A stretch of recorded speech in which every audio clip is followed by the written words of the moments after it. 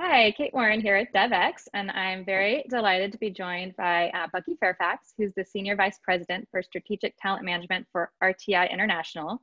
For those of you who do not know RTI, they are a nonprofit research institute that helps governments and communities address complex problems in education, health, food security, governance, economic development, really working worldwide. RTI, think, has probably thousands of employees and offices around the world. And so you're probably right in the thick of it and Indeed. responding to COVID-19 and seeing how this really is impacting a global workforce. So Bucky, thank you for joining us. I believe you're in the Research Triangle Institute area, North Carolina. Yeah, correct. Yeah, I'm in the Raleigh-Durham area. Yeah, great to be here, Kate. Good to see you again. Yeah, great to see you. So tell me, what is the current situation with RTI? You do have people in offices really all over the world.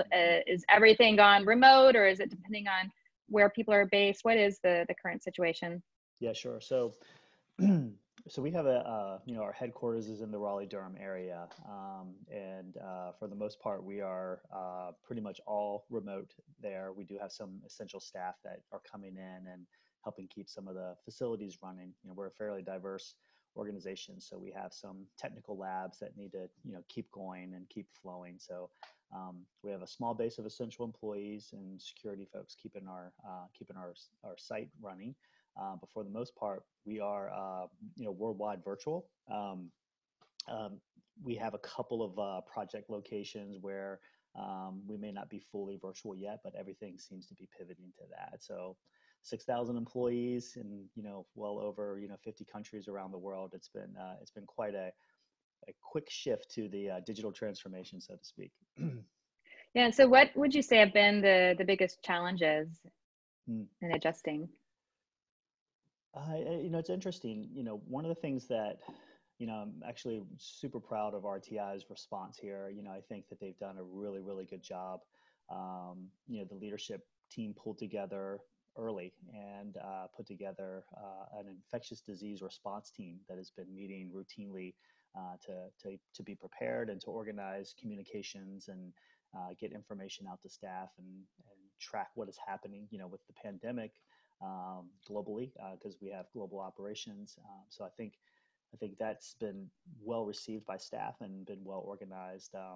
We've got a business continuity plan group that's also working very hard to make sure like all of our staff are being communicated with, and that leaders are talking to managers and managers are talking to their staff and understanding what's going on there. Um, so I think one of the big challenges really has been, the probably the micro level of, how to understanding how this is affecting each individual, right? I mean, that's kind of difficult when you're in such a large organization. So we have these tracking mechanisms where information will flow in, so we can understand do we have any instances? Do we have any staff that have specific health concerns? And how we can track them. So standing up a system for that, I think it's been a little bit of a challenge. We've been responsive and we're managing it well. Um, but other than that, it's also just how do you disseminate all the right information out to all the various locations globally, all the various provinces globally, and get the right answers to folks and get the right questions coming up. So I think it's been a little bit of a challenge from a global communication standpoint, but I think we've responded really well, and we're learning every day and responding every day. So I think that's been good. Yeah. Have there been any surprises? I've Mhm. talked with people who maybe were naysayers of work from home before that are now maybe converts, Uh-huh. or people who loved working from home that are now going stir crazy. But any surprises on your end on how this is playing out? Yeah, I think one great surprise, RTI has invested in diversity and inclusion fairly considerably over the last 5 years. We've stood up a number of employee resource groups, and the network of our employee resource groups helping staff with understanding, we have a telecommuting employee resource group. It's been great to have their support and guidance. We also have various employee resource groups like a working parents group, and the various employee resource groups have also created these communities and these outreach events to keep everybody connected. So I think we have 10 employee resource groups now with 3 international chapters, and you can just see that it's been very active, and it's helping create virtual community. They're having social hours. They're playing games during the day. They're playing games in the evening, just keeping connected. So I think that's been a really good and happy surprise. Um, I agree with you. There's been folks who are assimilating well to the virtual world, and there are those who are doing what they can, but they're either feeling isolated, or they're bored, or they're missing the connection. So it's important to stay in touch with those individuals. Um, I think another challenge that we've been thinking about and discussing is how do we make sure that we're also supporting managers in terms of how they support their teams. One of my groups, organizational development group, has put together some resources with our corporate communications team, just about how to maintain community and how to support change management, how to support staff who are going through transitions, how to manage virtual teams, and just really standing up these resources and being able to present them out to teams in virtual settings to understand where the needs are so we can help support them at a deeper level. That active outreach and engagement, I think, has paid off in terms of reaching staff and helping them kind of, work through the transition. Yeah, do you see this as laying the groundwork for being able to have even more flexibility or remote work options in the future? Absolutely. Yeah. I mean, I think, and it's not just, obviously for us. I think it's, at a global shift where organizations are, you had to reprioritize what's important, right? And you also had to cut through bureaucracy, if you will, expedite, things. So I think, we're all thinking about, well, what is it that we're doing better and different now, that we're learning from, that could be, sustainable, going forward. So definitely there. And I think, we're all starting to think about what the return to work would look like, and how that, gradual transition will occur. And, I think it's normal for us to all think that, there will be folks who will choose not to come back day one, who will choose to gradually transition, or choose that they have a situation that's conducive to remote work, and they've proven that works for them, and they'll be requesting that pivot. So it'll be interesting to see how that plays out. But absolutely, I think we're seeing some, as terrible as it's been, we're seeing, some interesting, positive outcomes out of it as well. Yeah, and as a global organization, and you have various different arms that you work on, and one is definitely in international development, where you have projects really everywhere in the world that I'm sure rely on a lot of international travel, that has likely been halted. How is that impacting projects? And you mentioned you're providing more support to managers, but how is that shift going, where maybe you can't have so much of that in-person interaction and maybe needing to rely more on local leaders within projects and teams? Yeah.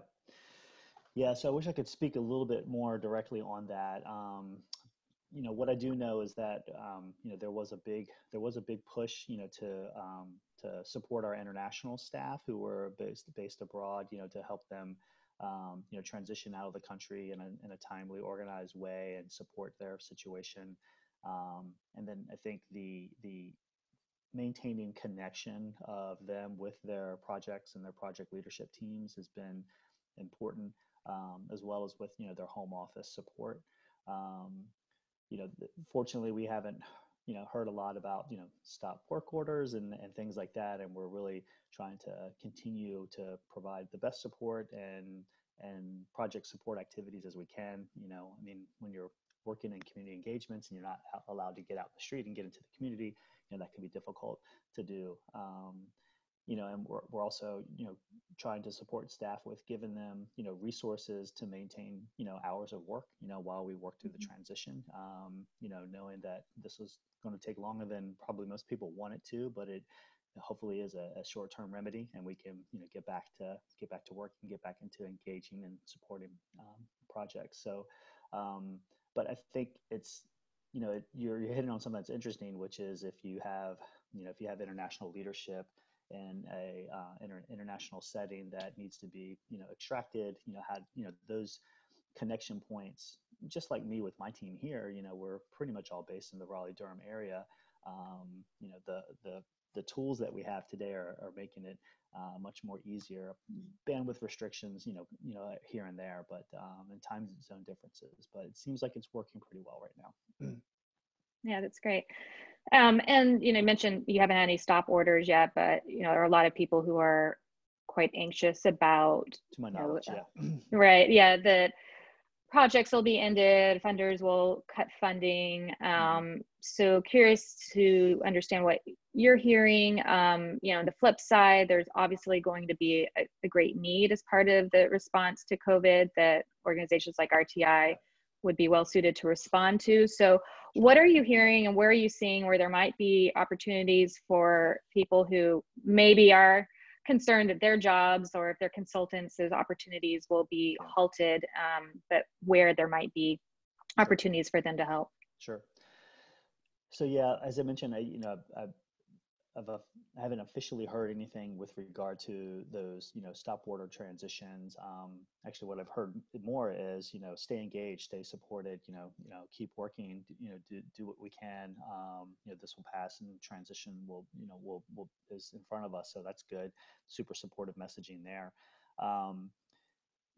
But there may be situations where things will change differently. I think what we're doing is we're trying to make sure that we're keeping open lines of communication, with clients and with stakeholders and benefactors and things like that. So we're understanding the actual situation there on a, as routine basis as we can.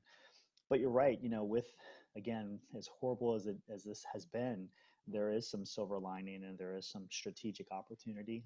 So one of the things that we're doing is we did a campaign call to be able to get folks who have expertise in this area of infectious disease and COVID and public health to join our talent community, and we're tracking pipeline of opportunities that may be coming through in the international development space and the health space, and looking to apply our expertise to help support this. So I think there are organizations that are thinking in that way, that are planning in that way, and I think for those that may be potentially affected, perhaps because of the nature of their project, and their expertise may not be directly applied to this technical domain of work, is to think through, in my view, think through how their expertise could be applied in that way, right? A technical expertise, maybe like a monitoring and evaluation expertise. I was having a conversation with a lady yesterday.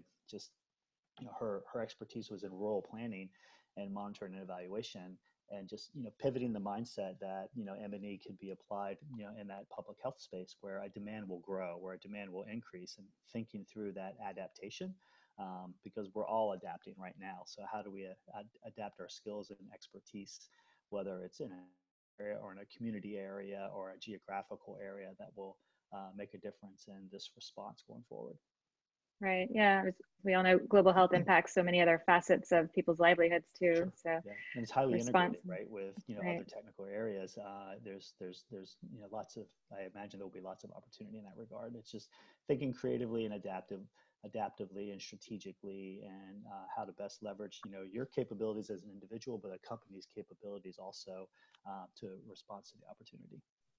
Right. And have you seen any new skills or emerging skills and expertise that you feel like are particularly in demand given this crisis, or kind of shifted your view of what skills you view as really valuable in your staff in managing a crisis like this?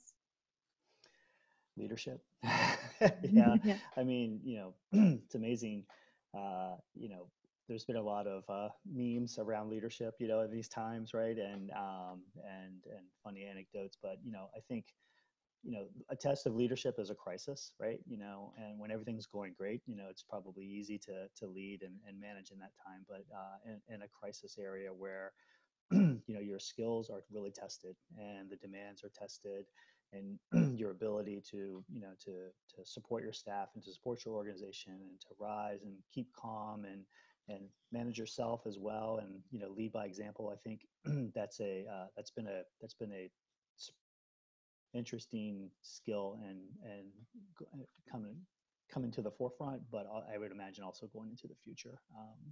So I think that's been good. I think the ability to be adaptive and flexible, the leadership to lead with empathy, I think has been a big interesting test and play here. Um, what you hear often, at least lately, is this global pivot to working remote, working from home, has been working pretty well for a lot of organizations, just because technology allowed it to happen. Where it's been constrained is the light switch occurred and people kind of adapted. Sorry, people didn't adapt to what it was like to work from home. They kind of adapted what it was like to be a teleworker. So meetings were, same cadence of meetings were happening, and expectations and demands were happening.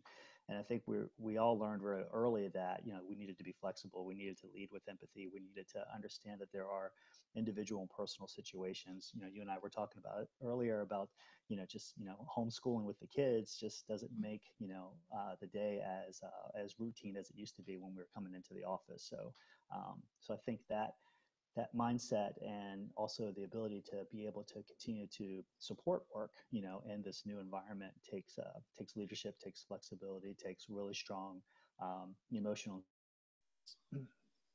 Yes, I think that's a really interesting point. I think sometimes we take existing processes and systems and just try to replicate it, Yeah. digitally or at home environment, where it is an opportunity to rethink how we even approach work. And there's asynchronous versus Mhm. synchronous communication, and Yeah. I think there could be some real possibilities for radically shifting, or at least expediting shifts that were already happening, that Mhm. will allow for more flexibility, that could help diversity and inclusion goals, as well as just having more inclusive work environments. So it'll be interesting to see how this progresses. Indeed, indeed, yeah. I mean, like I said, I'm really interested and happy to see how this, diversity and inclusion play, particularly has played out. To your point, um, around the inclusiveness, we had some feedback come through recently where one of our executive leaders, who runs one of our larger businesses, did a virtual town hall. It's like over 1,000 people, so it was really interesting to see how that all played out. Um, but what was interesting is that the technology applied at that virtual town hall had a level playing field effect, where every individual who was dialed in to experience that had kind of the same exposure. They could see the leader just like everybody else could see the leader, and interact with the leader just like everybody else could interact with the leader. Where if we weren't in that type of environment, not everybody would have dialed in. Not everybody would have been physically present in the room. And it's interesting to see how this is playing out in a lot of various interesting ways. Yeah, it can be a real equalizer. Yep. Yeah. Interesting. Well, what are you most looking forward to doing once you're able to get back out there into the world? Yeah, engaging with people other than my little circle here. It's been great. With the family bonding, of course, and I kind of make the joke that when social distancing's over, I'll need some family distancing. But there's everyone's talking about the benefits of that. That closeness that's come of late. But I think getting back to kind of a more routine, a more social interaction. Talked with I think my nephew recently, just one of the struggles he mentioned was, well, how do we, the gym, it's like having, I think he was a gym rat. So needing to like figure out like how to do that at home in a small apartment. But like those things that, probably don't take them for granted, but you put a different value and appreciation for them. So I'm interested in that. I'm interested in, getting back in engaging and seeing, people that we're seeing virtually. But, I think we all know that once we're back, it's going to be a little bit different. And so what's really interesting to me kind of in the near term is thinking through strategically, like how that's going to work. How do we plan for that? What does that look like in terms of, transition back, and how do we help people with that transition and think through the things that they need for the psychological safety, for the trust and security, that the environments are safe, that their colleagues are doing the right thing, that everybody's going to be okay, that work's going to continue. I think we still have a lot ahead of us to sort out. So remaining optimistic, but also being mindful and thoughtful about how we plan for phase 2, phase 3, because this is going to have a little bit of a tail for sure. That's right. Yeah, we're still really in early days of this, even though maybe feels like it's been years. Yeah, like week 5. Yeah, it's a long time. Yeah.